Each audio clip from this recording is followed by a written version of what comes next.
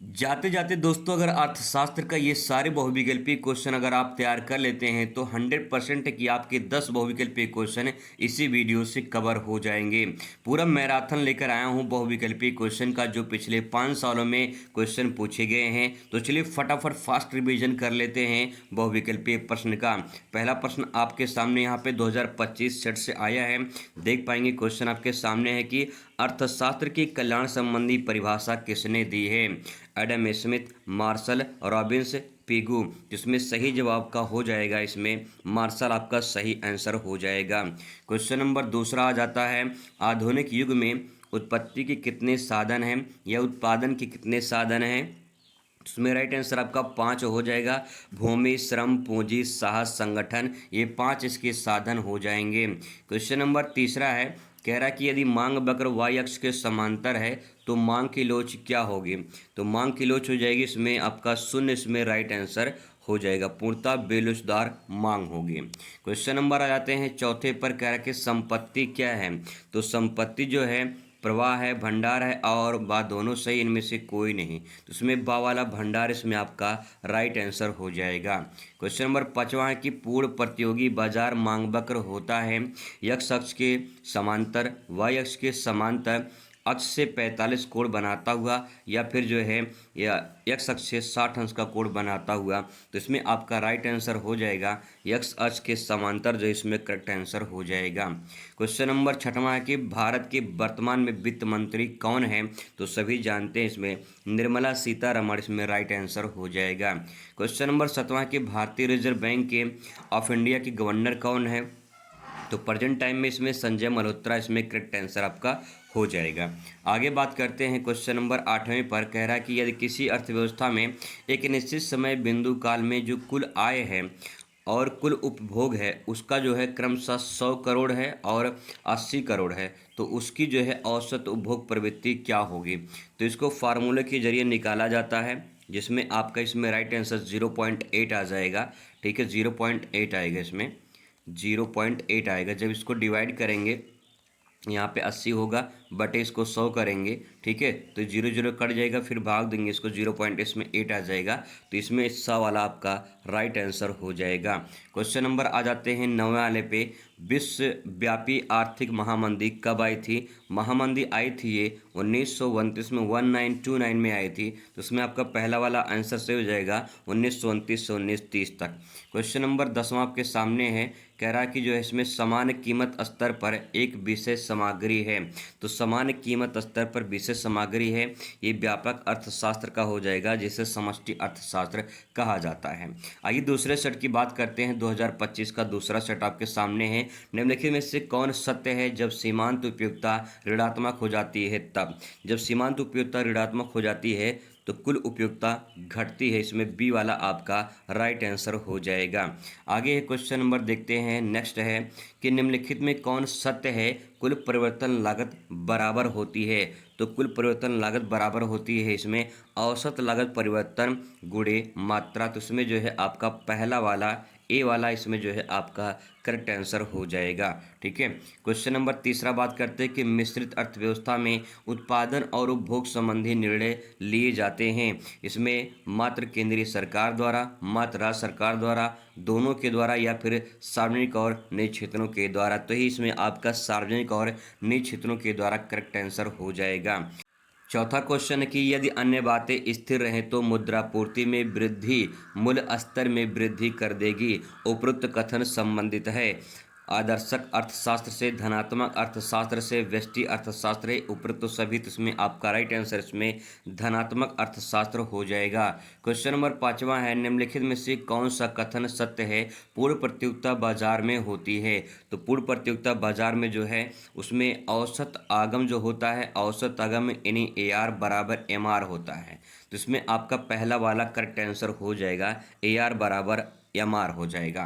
Question number next है यहाँ पे कह रहा है कि निम्नलिखित में से कौन सत्य है। निवल निवेश बराबर होता है, तो निवल निवेश किसके बराबर होता है, तो इसमें निवल जो निवेश होता है वो सकल निवेश माइनस मूल ह्रास के होता है, तो इसमें बी वाला आपका करेक्ट आंसर हो जाएगा। ठीक है, आगे है क्वेश्चन नंबर 7वां कह रहा है कि निम्नलिखित में से कौन सत्य है। भारत की स्वतंत्रता के समय 1947 में भारतीय रुपया बराबर होता था 4 चौवन्नी 2 अठन्नी या फिर जो है 64 पैसे या फिर 100 पैसे, तो इसमें जवाब हो जाएगा आपका 100 पैसे, इसमें करेक्ट आंसर हो जाएगा। 8वां क्वेश्चन है कि एक बंद अर्थव्यवस्था के लिए निम्नलिखित में से कौन राष्ट्रीय आय तदात्म प्रस्तुत करता है, तो इसमें आपका राइट आंसर ए वाला हो जाएगा। ठीक है, ए वाले इसमें करेक्ट आंसर हो जाएगा। अगला है इसमें 9 नंबर क्वेश्चन के निम्नलिखित में से कौन भुगतान संतुलन को पूंजी खाते का अवयव यानी तत्व नहीं है, ये पूछा गया है, तो इसमें आपका विदेशी प्रेषण जो है इसमें आपका करेक्ट आंसर हो जाएगा। 10वां नंबर क्वेश्चन कि यदि किसी देश की राष्ट्रीय आय 100 करोड़ से बढ़ती है और राष्ट्रीय उपभोग जो है 80 करोड़ से बढ़ता है तो बचत की सीमांत प्रवृत्ति क्या होगी। इसमें बचत की सीमांत प्रवृत्ति पूछा है, इसका एक फार्मूला होता है MPC प्लस MPS बराबर 1 होता है। तो जब इसको डिवाइड करते हैं 100/80 होता है, तो इसको जब काटते हैं तो यहाँ पे 0.8 आता है, तो 0.8 आता है तो यहाँ पे जो है आपका MPC निकलता है। ठीक है, MPC निकलता है, लेकिन आपसे पूछा गया MPS, तो यहाँ पे क्या करते हैं 1 माइनस 0.8 करते हैं तो ये 0.2 आता है, तो इसमें राइट आंसर 0.2 हो जाएगा। पहला वाला इसमें करेक्ट आंसर हो जाएगा। ठीक है, आगे बात करते हैं, तीसरा सेट आ जाता है 2025 का कि अर्थशास्त्र के जनक कहे जाते हैं, तो सभी को पता होगा अर्थशास्त्र का जनक एडम स्मिथ को कहा जाता है। क्वेश्चन नंबर नेक्स्ट है कि क्या होना चाहिए एक विशेष सामग्री है सकारात्मक अर्थशास्त्र की, नकारात्मक अर्थशास्त्र की, ए और बी दोनों, तो इसमें आपका जवाब हो जाएगा ये आपका नियामक अर्थशास्त्र हो जाएगा। ठीक है, इसमें ब वाला राइट आंसर होगा। क्वेश्चन नंबर तीसरा की उत्पत्ति के साधन मोटे तौर पर कितने भागों में बांटा गया है, तो 5 भागों में बांटा गया है। यदि मांग वक्र यक्ष के समांतर तो मांग की लोच क्या होगी, तो मांग की लोच जो है यहाँ पे अनंत, इसमें पहला वाला। 5वां क्वेश्चन है कि यदि मांग वक्र अक्ष के समांतर है तो किस प्रकार का बाजार होगा, तो ये बाजार होगा पूर्ण प्रतियोगी बाजार होगा, पहला वाला इसमें करेक्ट आंसर हो जाएगा। क्वेश्चन नंबर नेक्स्ट है कि रिजर्व बैंक ऑफ इंडिया का मुख्यालय कहाँ है, तो रिजर्व बैंक ऑफ इंडिया का मुख्यालय मुंबई, इसमें आपका करेक्ट आंसर हो जाएगा, सभी को पता होगा। नेक्स्ट है कि 23 जुलाई 2024 को केंद्रीय बजट किसने प्रस्तुत किया था, तो केंद्रीय बजट जो है ये निर्मला सीतारमण ने जो है प्रस्तुत किया था, राइट आंसर इसमें बी वाला आपका करेक्ट हो जाएगा। क्वेश्चन नंबर नेक्स्ट है कि यदि सीमांत उपभोग प्रवृत्ति का मान 0.8 है तो सीमांत बचत प्रवृत्ति का नाम अब कितना होगा, भी इसको ऊपर हल किए हैं तो 0.82 होगा यहाँ पे। ठीक है, जब बचत पूछेगा तो 0.2 आएगा इसमें, और जो उपभोग पूछेगा तो 0.8 आएगा इसमें। ठीक है, ये ध्यान रखेंगे। आगे यहाँ पे है किन्स का संबंध है, तो किन्स का संबंध किससे है, व्यापक अर्थशास्त्र से, इसमें करेक्ट आंसर आपका हो जाएगा, जिसे समष्टि अर्थशास्त्र भी कहते हैं। 10वां है कि राष्ट्रीय आय का अध्ययन किया जाता है, तो राष्ट्रीय जो अध्ययन होता है ये व्यापक अर्थशास्त्र में किया जाता है। क्वेश्चन नंबर नेक्स्ट है, चौथा सेट आपके सामने है यहाँ पे कि राष्ट्रों का धन वेल्थ ऑफ नेशन नामक प्रसिद्ध पुस्तक किसने लिखी है, तो जवाब हो जाएगा इसमें Adam Smith, Marshall Robbins, Mehta, तो उसमें आपका पहला वाला करेक्ट आंसर हो जाएगा। क्वेश्चन नंबर नेक्स्ट है, निम्नलिखित में से सीमांत लागत की गणना करने के लिए कौन सा सूत्र सही है, सीमांत लागत गणना करने के लिए इसमें सूत्र आपका सही है, तो इसमें आपका डी वाला करेक्ट आंसर हो जाएगा। ठीक है, अगला प्रश्न है औसत स्थिर लागत वक्र होती है, तो यहाँ पे डैश करके जो है पूछा गया है, एक्स अक्ष के समांतर सीधी रेखा होती है, वाई अक्ष के समांतर सीधी रेखा होती है, गिरता हुआ जब अधिक मात्रा उत्पादन किया जाए, बढ़ता हुआ जब अधिक मात्रा उत्पादन किया जाए, तो इसमें आपका राइट आंसर हो जाएगा गिरता हुआ है। ठीक है, गिरता हुआ जब अधिक मात्रा उत्पादन किया जाए, इसमें सी वाला आपका करेक्ट आंसर हो जाएगा। चौथा है कि निम्नलिखित में से कौन सा रिजर्व बैंक ऑफ इंडिया कार्य नहीं है, तो रिजर्व बैंक ऑफ इंडिया का जो कार्य नहीं है वो है साख सृजन, साख नियंत्रण, सरकार का बैंक, मौद्रिक नीति का निर्धारण, तो इसमें आपका राइट आंसर हो जाएगा साख सृजन जो है यानी साख सृजन जो है ये वाला आपका इसमें करेक्ट आंसर हो जाएगा, जो कि ये व्यापारिक बैंकों का काम होता है। क्वेश्चन नंबर 5वां कि वह दर जिस पर वाणिज्य बैंक अपने दीर्घकालिक आवश्यकताओं को पूर्ति के लिए भारतीय रिजर्व बैंक को ऋण लेते हैं उसे क्या कहते हैं? तो उसे बैंक दर कहा जाता है, ठीक है, जिस दर पे लेते हैं। अगला यहाँ पे है पहचान कीजिए कि निम्नलिखित में से कौन सा समीकरण सत्य है। तो पहचान कीजिए कौन सा सत्य होगा, तो इसमें बी वाला आपका राइट आंसर हो जाएगा, क्योंकि अभी सूत्र इसके बारे में चर्चा किए तो बी वाला इसमें करेक्ट आंसर हो जाएगा। सरकारी बजट में ऋण बराबर होता है, सरकारी बजट में ऋण बराबर होता है राजकोषीय घाटा के, जो है इसमें करेक्ट आंसर आपका हो जाएगा। 8वां नंबर क्वेश्चन है निम्नलिखित में से कौन गैर राजस्व है? निर्यात शुल्क, आयात शुल्क, लाभांश या फिर उत्पाद शुल्क है? तो इसमें आपका राइट आंसर हो जाएगा, इसमें लाभांश सी वाला इसमें करेक्ट आंसर हो जाएगा। क्वेश्चन नंबर 9वां है कि भारतीय अर्थव्यवस्था में निम्नलिखित में से कौन विदेशी मुद्रा की मांग स्रोत नहीं है? तो विदेशी मांग स्रोत नहीं है ये आपसे पूछा गया है, तो उसमें आपका डी वाला राइट आंसर हो जाएगा। शेष विश्व जो है विश्व से प्राप्त ऋण, यही आपका इसमें राइट आंसर हो जाएगा। क्वेश्चन नंबर नेक्स्ट पर आ जाते हैं। 10वां है कि दो देशों के मुद्रा के बीच विनिमय दर कौन तय करता है? तो यहाँ पे तय करता है इसमें मुद्राओं की मांग और आपूर्ति तय करता है, इसमें आपका बी वाला करेक्ट आंसर हो जाएगा। अगला 2025 का सेट 5वां सेट आपके सामने की पूर्ति अपनी मांग स्वयं उत्पन्न करती है, यह कथन किसका है? तो पूर्ति अपना मांग स्वयं उत्पन्न करती है, ये जेबीसी का आपका इसमें राइट आंसर सा वाला करेक्ट आंसर हो जाएगा। नेक्स्ट है कि मुद्रा यह धुरी है जिसके चारों ओर अर्थ विज्ञान चक्कर लगाता है, यह कथन किसका है? तो इसने कहा है, इसको कहा है मार्शल ने, इसमें मार्शल आपका राइट आंसर रहेगा। अगला है सम सीमांत उपयोगिता नियम का प्रतिपादन किसने किया है? तो सम सीमांत उपयोगिता का नियम का प्रतिपादन किया है इसमें जेबेंस, इसमें आपका राइट आंसर हो जाएगा। यह गोसन का द्वितीय नियम है, तो ये राइट आंसर इसमें रहेगा। नेक्स्ट है पूर्व प्रतियोगिता के अंतर्गत किसी फर्म का मांग वक्र होता है। पूर्ण प्रतियोगिता में किसी जो फर्म का मांग जो वक्र होता है वो पूर्णतः लोचदार होता है, तो पूर्णतः इसमें लोचदार, इसमें सा वाला आपका राइट आंसर हो जाएगा। नेक्स्ट क्वेश्चन है कि यदि लोच का मान 3 हो और औसत आगम 30 हो तो सीमांत आगम क्या होगा? तो सीमांत आगम जो है इसका फार्मूला होता है, आप उसको हल करेंगे, एम आर बराबर ए आर करके फार्मूला होता है। इसको मैंने पिछली वीडियो में कवर किया, एक्सप्लेन किया था फुल वीडियो में, तो इसमें जब आप इसको हल करेंगे तो इसमें 20 आपका राइट आंसर आएगा, आ वाला इसमें करेक्ट हो जाएगा। अगला है कि अर्थशास्त्र का अर्थशास्त्र धन का विज्ञान है, कथन किसका है? तो अर्थशास्त्र धन का विज्ञान है एडम स्मिथ का कथन है। क्वेश्चन नंबर 7वां समष्टि अर्थशास्त्र के जनक कहे जाते हैं, तो समष्टि अर्थशास्त्र के जनक केन्स को कहा जाता है, ठीक है, केन्स इसमें आपका राइट आंसर हो जाएगा। अगला है निम्नलिखित में से कौन सा विधि भारत में राष्ट्रीय आय को मापने में प्रयुक्त की जाती है? तो इसमें जो है उत्पाद विधि, व्यय विधि, आय विधि, तो इसमें आपका ये सभी इसमें राइट आंसर हो जाएगा। नेक्स्ट है कि भारत में नोटों का जो निर्गमन होता है उसे एकाधिकार प्राप्त है, तो जवाब हो जाएगा रिजर्व बैंक ऑफ इंडिया को यानी आरबीआई को, जो है इसमें आपका राइट आंसर ब वाला हो जाएगा।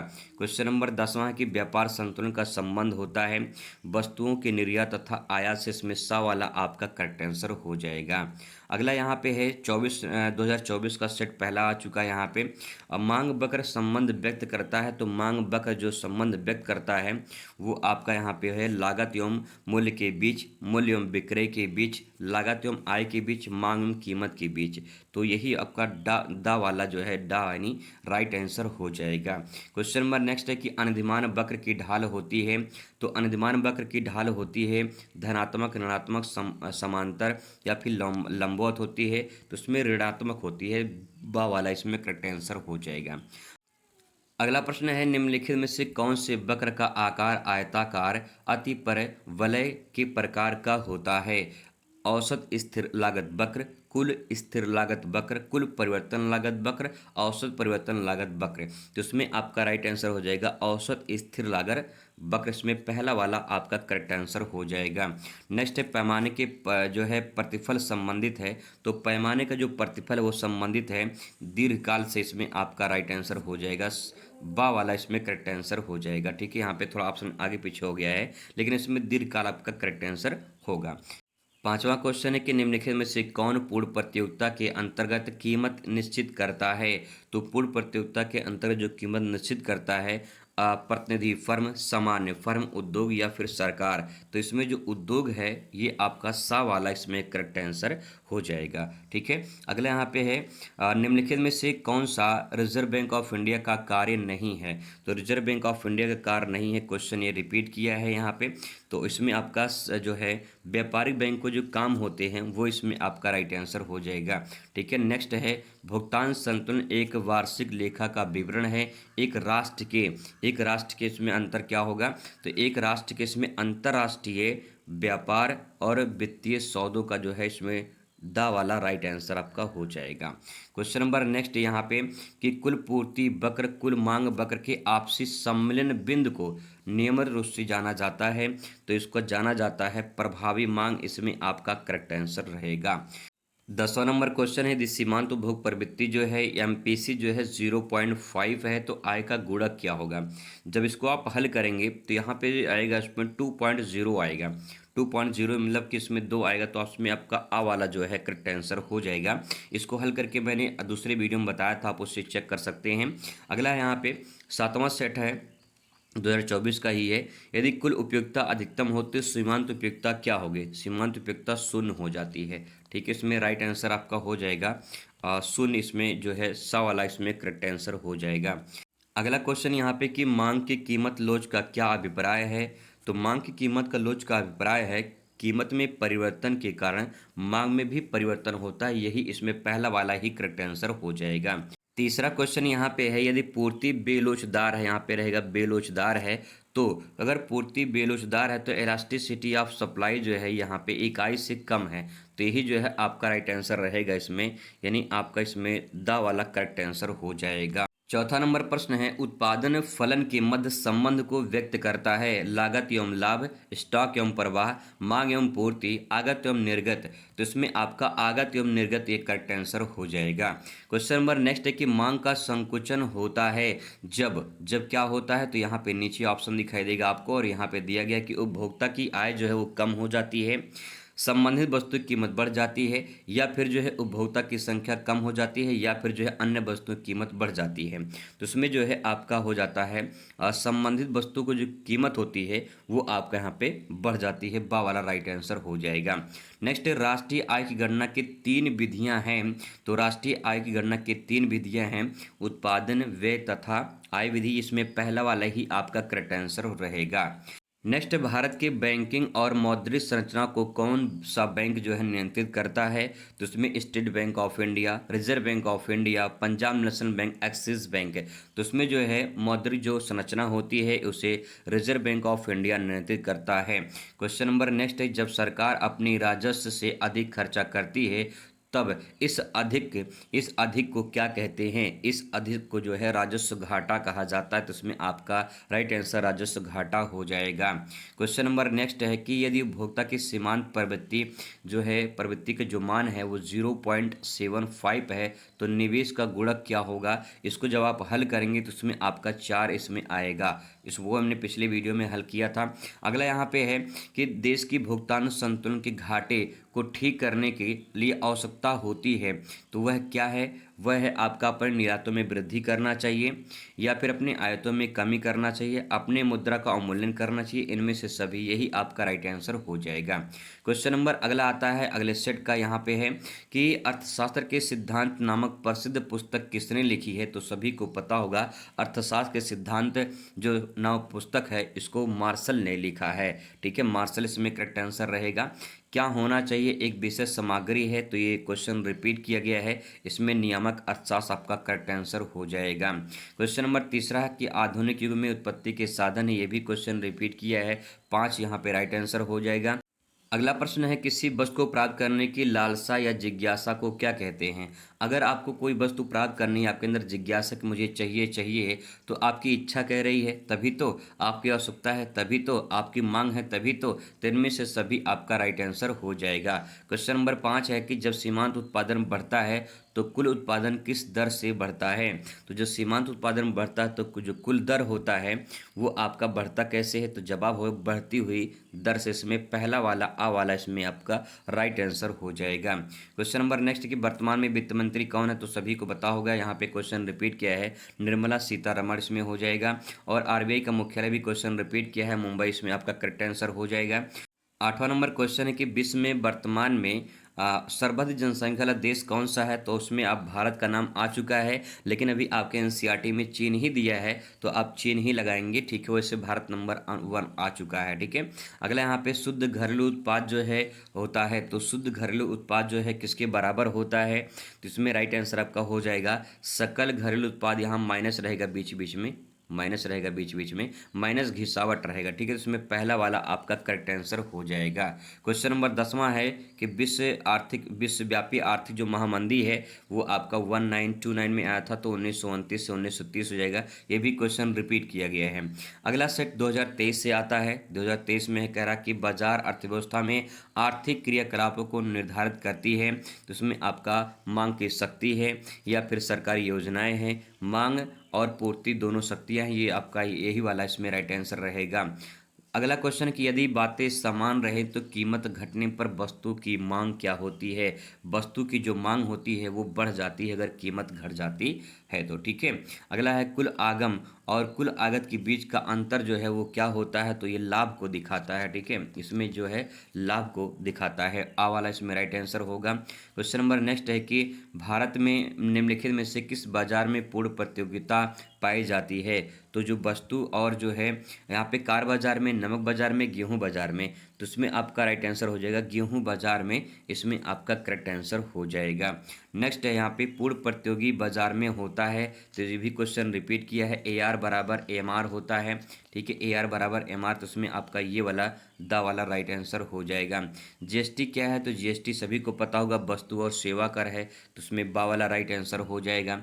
अगला क्वेश्चन यहाँ पे कि the general theory of employment interest and money के लेखक का नाम क्या है, ये आपको बताना है, तो भैया इसका नाम हो जाएगा जे.एम. किन्स, जो है इसमें राइट आंसर हो जाएगा।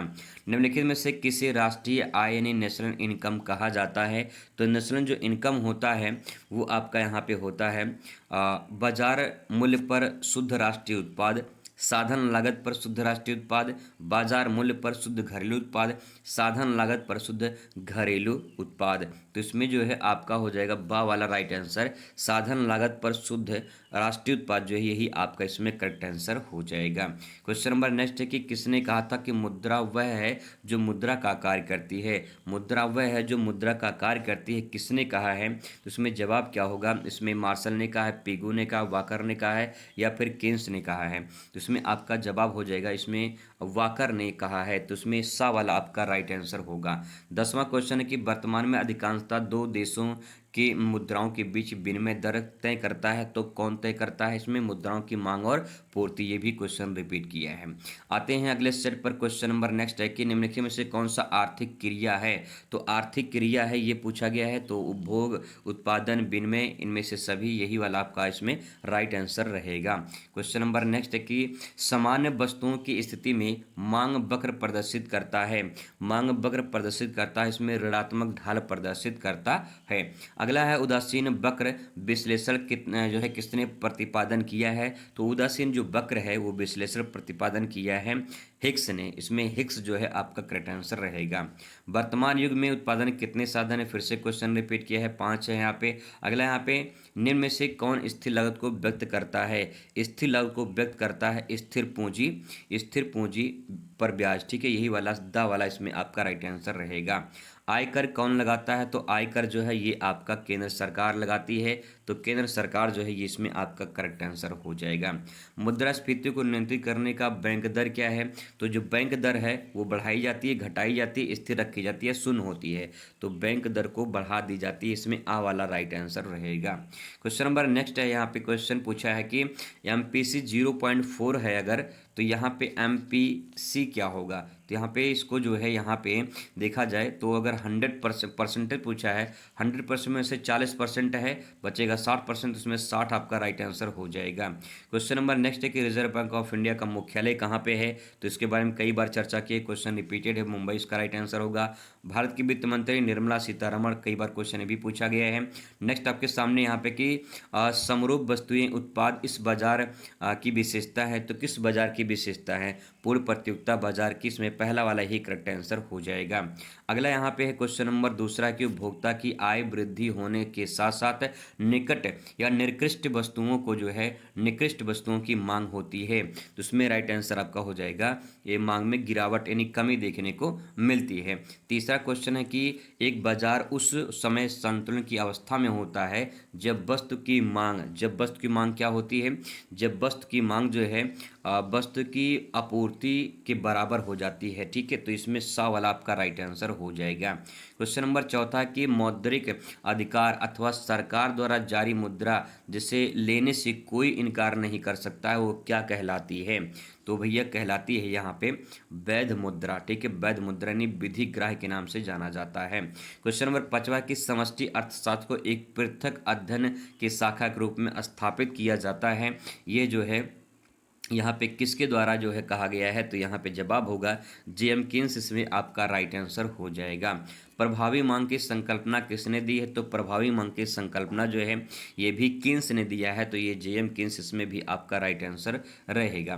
क्वेश्चन नंबर सातवां कि सकल राष्ट्रीय उत्पाद बाजार कीमतों पर मूल्य ह्रास होता है, तो यहाँ पे आपका हो जाएगा शुद्ध राष्ट्रीय उत्पाद यानी आपका बा वाला राइट आंसर हो जाएगा। क्वेश्चन नंबर नेक्स्ट है कि करेंसी नोट निर्गमित करने का अधिकार जो हो किसे प्राप्त है, किस संस्था को प्राप्त है? तो रिजर्व बैंक ऑफ इंडिया जो है रिजर्व बैंक ऑफ इंडिया, इसमें आपका राइट आंसर दा वाला रहेगा। क्वेश्चन नंबर 9वां है कि एक राष्ट्र एक कर एक बाजार से संबंधित अप्रत्यक्ष कर है, तो जीएसटी जो है इसमें आपका करेक्ट आंसर हो जाएगा। और क्वेश्चन नंबर 10वां है यहाँ पे कि कह रहा है कि राजस्व प्राप्तियों की अपेक्षा राजस्व जो खर्च यानी व्यय है ये अधिक कहलाता है, इसमें आपका राइट आंसर हो जाएगा राजस्व घाटा, इसमें करेक्ट आंसर हो जाएगा। तो यहाँ पे लगभग मैंने 11 सेट करवाए हैं। 11 सेट में जो है आपके 10 सेट हैं, मतलब 10 क्वेश्चन हैं, तो आप 110 लगभग क्वेश्चन आपको मैंने करवाए हैं। अगर ऐसा पूरा तैयार कर लेते तो यहाँ से सारे क्वेश्चन आपके कवर हो जाएंगे। आई होप आपको समझ में आया होगा। मिलते हैं इस वीडियो में। Thanks for watching.